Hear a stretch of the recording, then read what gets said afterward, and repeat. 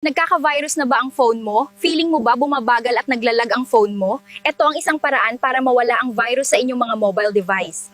Punta ka lang sa inyong Chrome. Pagkatapos, i-click nyo yan. Makikita nyo ang tatlong dot. Makikita mo ang settings. I-click yan.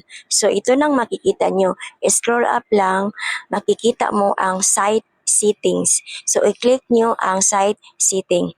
So, makikita mo dito, scroll up lang ang data stored. So, nasa baba. So, scroll up lang guys para makita. So, i-click nyo. Then, after click, so yan, lumabas na ang mga website nga imuhang gisudlan. So, mauna tanan ang website. So, dapat siya delete all data.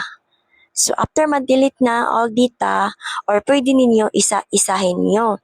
So, ito ang apps or websites na magdala ng virus sa ating cellphone. At ito yon ang dahilan maglalag at bumabagal ang ating phone. So, i-click ang delete all sites. Then, click delete. Mahalaga rin na ingatan natin ang ating mga phone laban sa mga virus na makukuha sa mga sites o apps na napupuntahan natin. Kaya paki-share po ito.